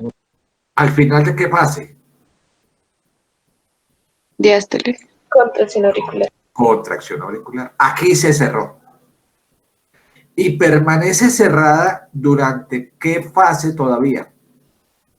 la La inyección, inyección. Lógico, ¿cierto o no? Aquí continúa cerradita. ¿Y cómo es la fase de inyección la que sigue? ¿Qué se abre? La La válvula cintura. aórtica. Entonces miren la gráfica, lo bonito acá. Esto representa la válvula aórtica. O sea que solo la válvula aórtica debe estar abierta ¿en qué fase? Eyección. Eyección. ¿Y cuándo se cierra?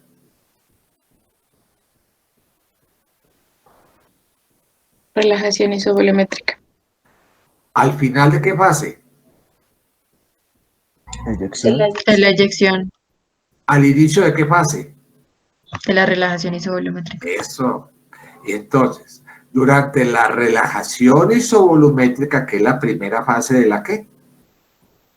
Diástole. Solo la presión intraventricular empieza a descender. ¿Sí o no? Y entonces, ¿qué le pasa a la válvula mitral? ¿Está abierta o cerrada?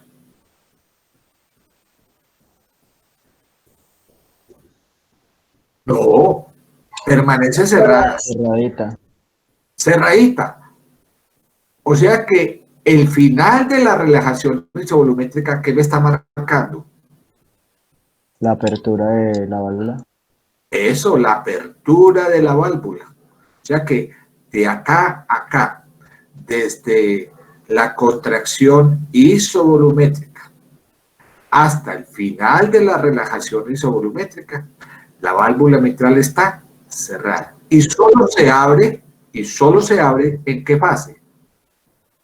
Llenado rápido. Llenado rápido, llenado, ¿qué?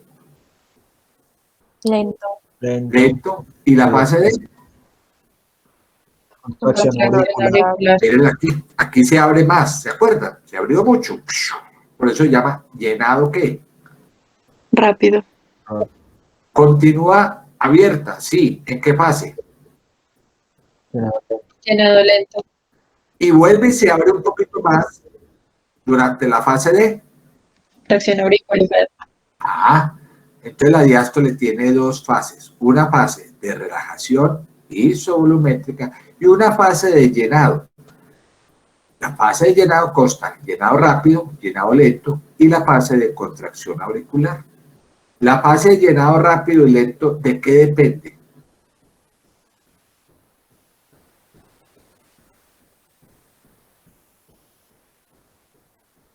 Del gradiente de presión de quién, ¿entre quién? Aurícula y ventrículo. Por eso estas dos fases son pasivas. porque dependen de gradientes de presión. En cambio, ya aquí, recuerde que en la medida que se llena, como es el corazón es un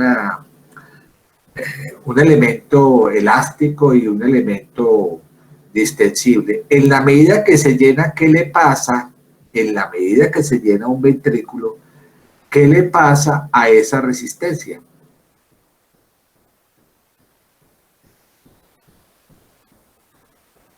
O sea, en la medida que se llena, ¿qué le pasa a esa distensibilidad? ¿Disminuye? Disminuye. Claro, en la medida que se llena se vuelve más rígido. Entonces, como se vuelve rígido, en esta fase de llenado lento, va a tener que coger la aurícula y volver a contraer, se tiene que contraer para vencer. Ya va a tener lo que estás diciendo, lo que estoy diciendo, ¿para vencer qué? El llenado, vencer esa llenado que ya le es más difícil. Entonces, la aurícula vuelve y se contrae para terminar el llenado. ¿Se acuerdan? ¿Qué porcentaje de llenado aporta la aurícula? Ya lo habíamos dicho. 15%. O sea que durante la fase de llenado rápido y lento, se llena ¿qué porcentaje de sangre en el ventrículo? 85. Eso, vea cómo vamos bien. Volvamos a mirar la gráfica. ¿Quién dura más, la sístole o la diástole? Diástole. La diástole. La diástole dura más que la sístole, ¿cierto? Muy bien. Listo. Miremos estas figuritas que hay acá. Miren la bolita aquí. Y miren la bolita azul. La bolita azul que está reflejando. La aurícula. El llenado auricular. ¿Sí o no? Muy bien. Sí. Entonces, integremos lo que hemos dicho atrás. ¿En qué momento hay mayor retorno de la aurícula? Mayor retorno a la aurícula. La eyección. ¿En la fase de qué? Eyección. La fase de eyección. ¿Sí? Entonces, miren que desde acá la aurícula se desocupó y empieza a llenarse. Se llenó hasta acá. ¿Qué es la fase de qué? Relajación isovolumétrica. La fase de relajación isovolumétrica está traduciendo el máximo llenado de la aurícula izquierda. Como está muy llena, ¿cómo estará el retorno venoso? Disminuido. Disminuido. Y entonces se abre la válvula mitral y miren lo que le pasa al volumen auricular.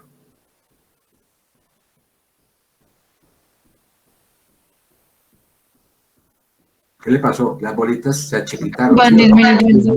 Claro. Como va pasando sangre de la aurícula al ventrículo, pues entonces, lógico, el volumen inicial es alto, luego empieza a descender hasta que finalmente está muy descendido, y esto es lo que hace la aurícula durante la fase de contracción auricular, contraerse para mandar más sangre de aquí a acá, al ventrículo.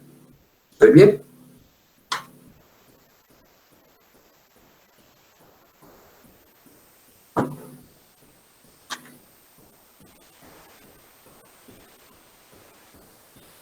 ¿Sí o no? Sí, aquí un poco. Sí, claro. Bueno, esto es lo que vamos a ver también parte, porque esto que vimos acá ya lo hemos visto de varios puntos de vista. Esto es lo que vamos a ver aquí en el ciclo cardíaco, ¿sí? En el ciclo cardíaco, ustedes ven cierre de válvula mitral, ¿la ven? CBM, acá, en este puntico. ¿Estamos de acuerdo o no? Sí, Sí, doctor. Sí, doctor. Bueno, pero como hay dos válvulas atrioventriculares, la una se llama ¿qué? Mitral. La tricúspide. Y la otra se llama tricúspide. Normalmente, el cierre de la válvula mitral precede. Se cierra antes que la válvula ¿qué? Tricúspide. Ahora, mire cuándo se cierra la válvula aórtica. Acá, al final de qué? Eyección. ¿Al final de qué fase? De la eyección. Eyección. ¿Y quién se cierra primero, la aorta o la pulmonar? La aorta. Ah, entonces mire que primero se cierran las válvulas del lado izquierdo, mitral, tricúspide, aorta, pulmonar. ¿Me han entendido eso?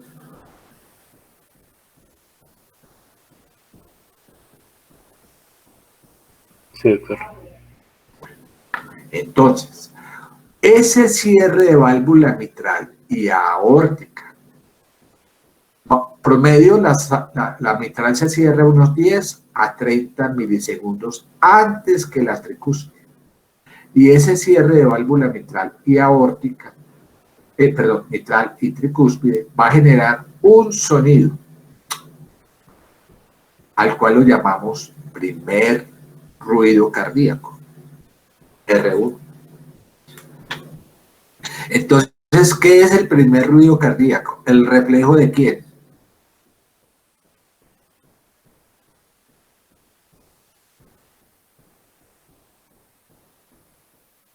Del cierre de las válvulas. ¿De las válvulas qué? Mitral y tricúspide. Correcto. Entonces, el segundo ruido cardíaco, que es este, está reflejando ¿qué?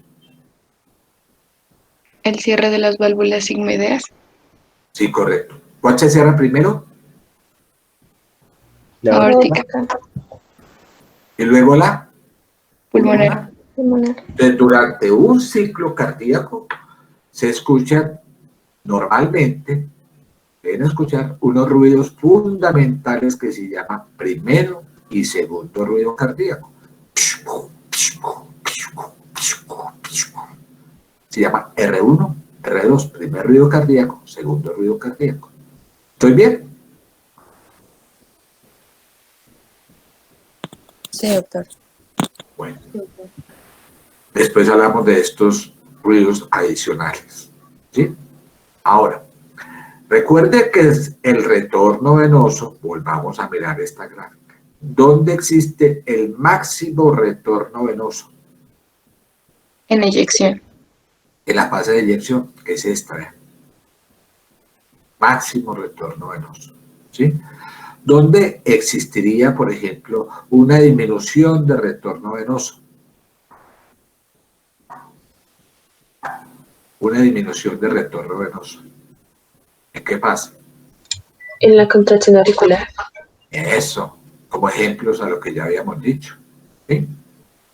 Y esto serían las ondas de pulso venoso, o sea, las ondas de presión de la aurícula izquierda o derecha. 3 ondas positivas, ¿se acuerdan? A, C y V. ¿Se acuerdan? Sí. La onda A, ¿qué refleja? ¿La fase de qué? Contracción auricular. La onda C. Contracción isovolumétrica. El valle X u onda B, que es negativa. Eyección. Eyección. La onda V. Relajación isovolumétrica. Y de nuevo un valle Y. El llenado Llenado. ¿El llenado qué? ventricular. Llenado rápido. Doctor, yo tenía esa pregunta. ¿Esa solo representa el llenado rápido o el No más. llenado? Ok. No más. Muy bien. Entonces vamos a ver la primera fase del ciclo cardíaco, que es la fase de contracción auricular. Esto varía, pero en promedio es una fase que dura 120 milisegundos, pero eso varía de acuerdo a la frecuencia cardíaca. ¿Y por qué decíamos que es la primera fase del ciclo? Porque el primer acontecimiento del ciclo cardíaco es la descarga del nodo sinusal.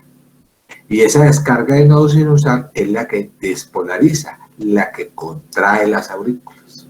O sea que tras la activación eléctrica la aurícula se contrae y aumenta la presión intraauricular.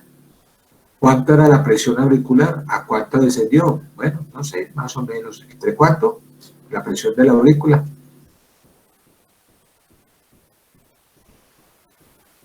¿Cuánto era? ¿5 a 10? Era así. Empezó a elevarse, cayó de 5 y se subió a 10, por decir algo. ¿Sí? Aumentó. Que es la fase de contracción auricular. ¿Sí? Que si lo miramos en esta gráfica acá, sería esta fase en el modo M de un ecocardiograma. Es esta que estaría acá. Y esto sería la morfología, ¿sí? La morfología de la curva de presión, que en este caso podría ser izquierda, reflejando la onda A. ¿Sí? Esta sería la fase de contracción auricular. Como es una fase de contracción auricular, ¿qué le pasa al retorno venoso? Disminuye. Y como es una fase de contracción, la sangre fluye de la aurícula al Ventrículo. Ventrículo. ¿cómo estará la válvula aórtica? Cerrado. Cerradita. Cerrada, tiene que estar cerrada. ¿Sí? Durante esta fase, las aurículas se contraen y esto dura más o menos 120 milisegundos. ¿Se acuerdan que yo les decía? ¿Cuánto? ¿Cuánto dura? 120. 120. Entonces resulta que se contraen 120 milisegundos antes que empiece a contraerse los ventrículos. ¿Sí? ¿Ahí voy bien? Sí, señor. Antes que los ventrículos. Y esa fase de duración de esta contracción permite el llenado final hacia los ventrículos. ¿Aportando qué porcentaje de llenado? 15%. 15%. Y el llenado final. ¿Sí? ¿Hasta ahí voy bien? Pregunto. Miren la conducción. Entonces, esta es la primera fase. Vean, ¡pac! Se contrajo la aurícula. ¿Sí? ¿Por qué se contrajo la aurícula? Porque hubo un impulso que nació ¿dónde? No, sino En el nodo sinusal, que hizo que la aurícula se contrajera. Entonces, esa aurícula se está contrayendo antes de que se contraiga ¿quién? El ventrículo. el ventrículo. Hiciera contracción isovolumétrica. ¿Sí?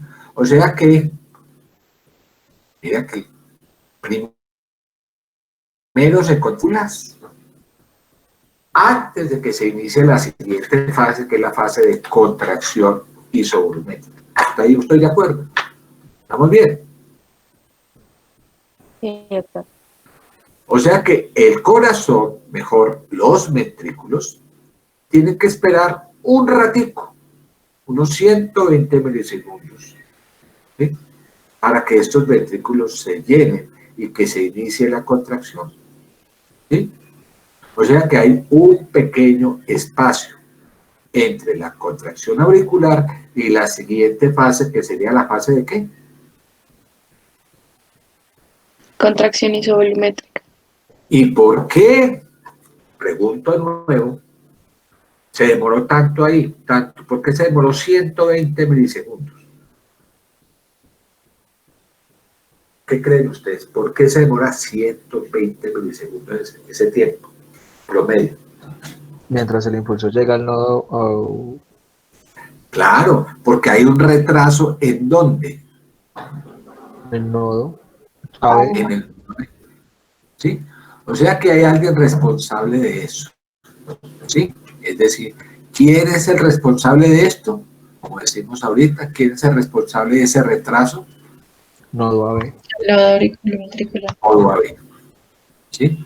Es como si yo estuviera viajando rápido por una carretera y de pronto encuentro este trayecto aquí maluquito. Yo ya no puedo ir rápido, tengo que ir más que Lento. más lento, más despacito. O sea que cuando el impulso alcanza el nodo AB, el impulso auricular, ¿cierto? Va a sufrir un retraso fisiológico. Ese retraso se llama conducción decremental. En otras palabras, el impulso eléctrico que nació en el nodo, que contrajo las aurículas, cuando ese impulso eléctrico quiere llegar a los ventrículos, tarda en llegar unos 120 milisegundos. Y este tiempo es suficiente para que esta aurícula llene en forma suplementaria el final del llenado ventricular. Entonces, si yo miro en esta gráfica acá, este sería el impulso que nació en el nodo sinusal. Y ese impulso viaja a través de ¿dónde? Del nodo AB. Eso. Y este nodo AB retarda el tiempo de conducción del nodo hacia los ventrículos. Eso es lo que está ocurriendo ahí. ¿Sí? Ese es el responsable de eso. ¿Hasta ahí voy bien? Sí. Sí, doctor.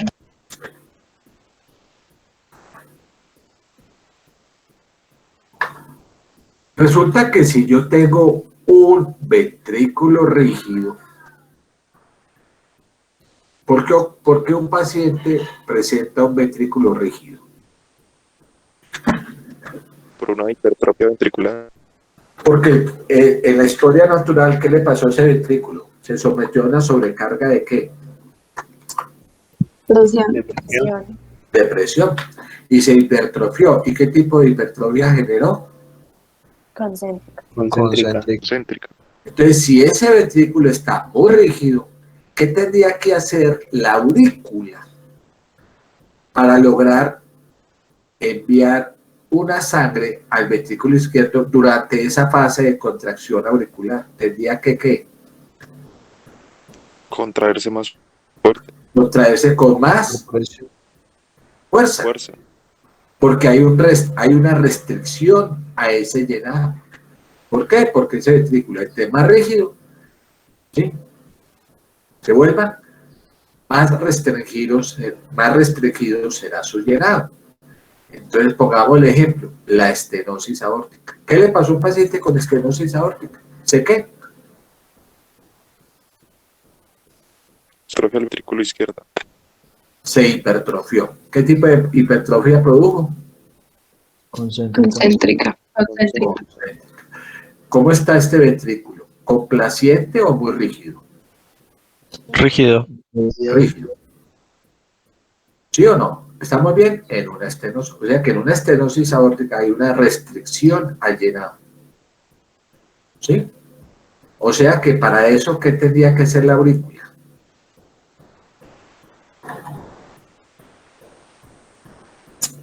Contraerse más fuerte. Contraerse más fuerte. Y si se contrae más fuerte, ¿qué quiere decir? Que la presión de la aurícula que tenía que ser más que elevada. Por eso es que produce esta onda A, que habíamos hablado que es una onda ¿qué? ¿A qué? Prominente. Gigante. ¿Sí? Gigante. Entonces, eso es lo que hace que sus pacientes con estenosis aórtica o estenosis pulmonar, esa aurícula se tenga que contraer con más fuerza. Y entonces se contrae con más fuerza y en un momento dado puede aumentar más el volumen de llenado, que es lo que llama la reserva cardíaca, ¿se acuerdan? ¿Cuánto podría aumentar ese llenado cuando el ventrículo está muy rígido? ¿Hasta cuánto? 35%. 35%. ¿Hasta ahí voy bien? Sí, doctor. Durante la fase de contracción auricular, ¿qué es lo que le pasa a esa hemodinamia que habíamos comentado? Por un lado, aparece en una onda de flebograma de morfología de la aurícula izquierda, la onda ¿qué? A. ¿Qué pasaría con las presiones auriculares, ya sea del lado izquierdo o derecho? Por ejemplo, aquí vemos la hemodinamia derecha. ¿Qué le pasaría a esa presión auricular derecha? Aumenta. Y si aumenta, ¿cómo estaría el retorno venoso? Disminuido. Claro, lo que ya vimos. ¿Sí? ¿Estoy bien? Ya va a terminar.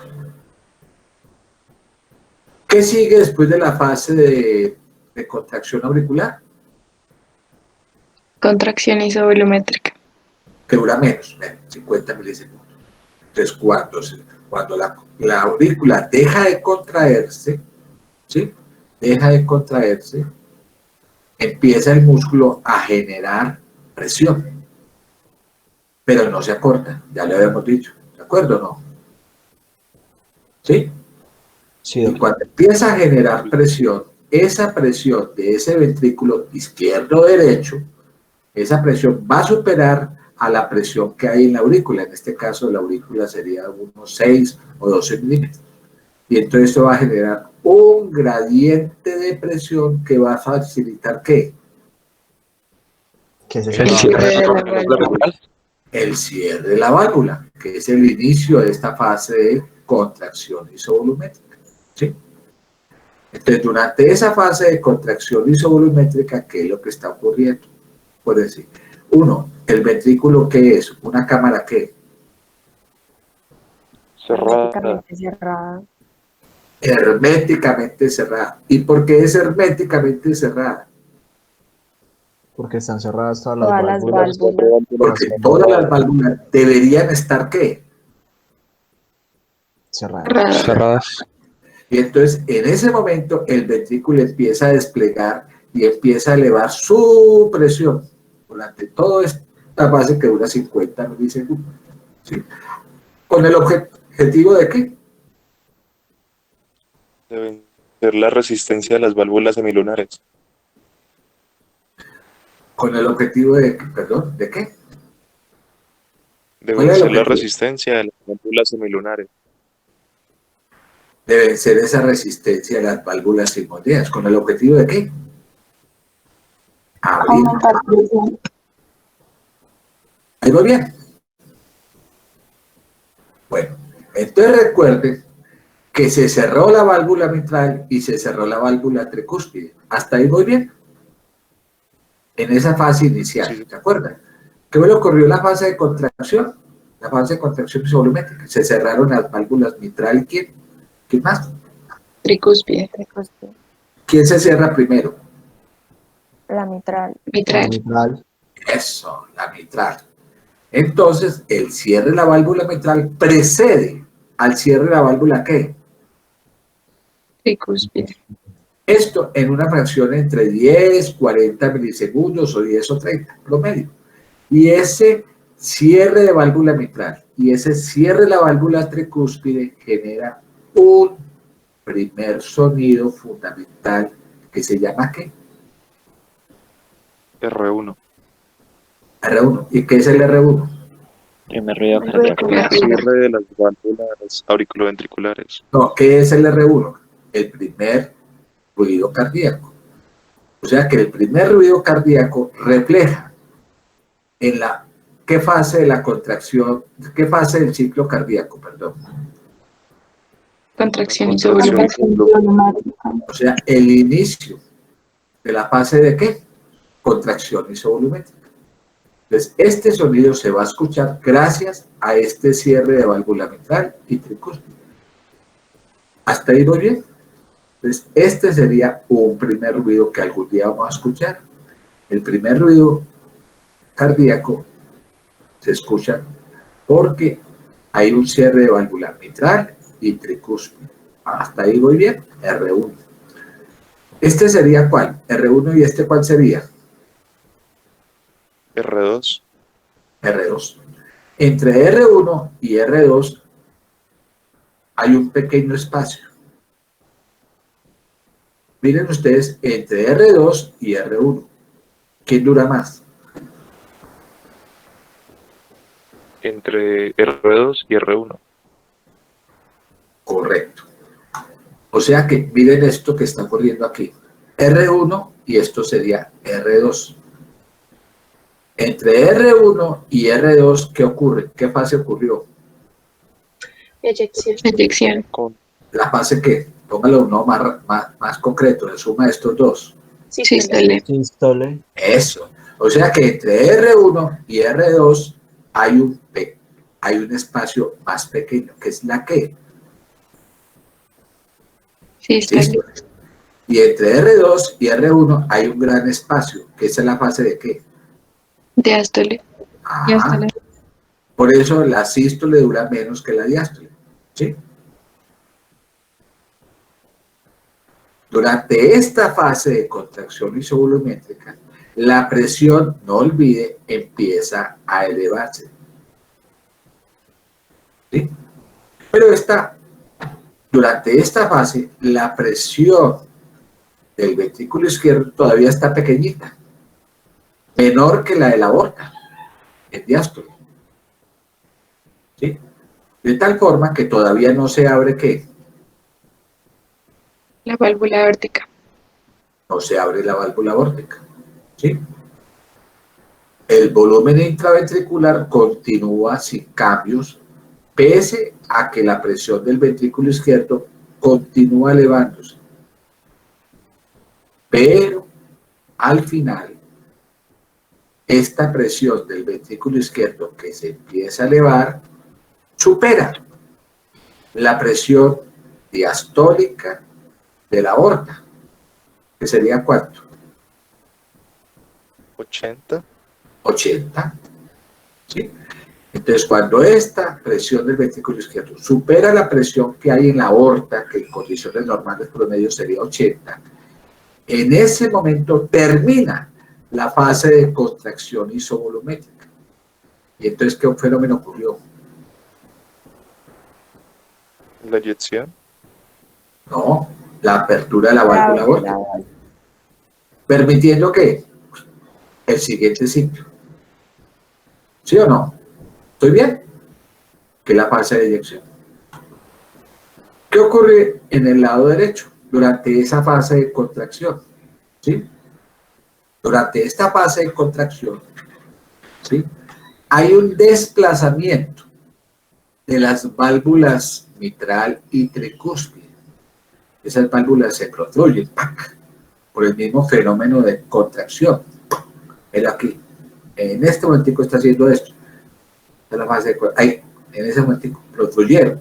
Y al protruirse, genera esta onda C de deflexión positiva que vemos en las curvas de presión auricular. Cuando ocurre esa fase de contracción, la presión, como se está protruyendo, vean aquí cómo protruyó, miren cómo sale y aquí protruye. Entonces, como esta genera una presión hacia este lado, que le pasó a la presión de la aurícula derecha. Se eleva un poquito, ¿de acuerdo o no? Y entonces, ¿qué pasa al retorno venoso? Disminuye. Disminuye. Durante esta fase de contracción auricular y de contracción isovolumétrica, el retorno venoso disminuye.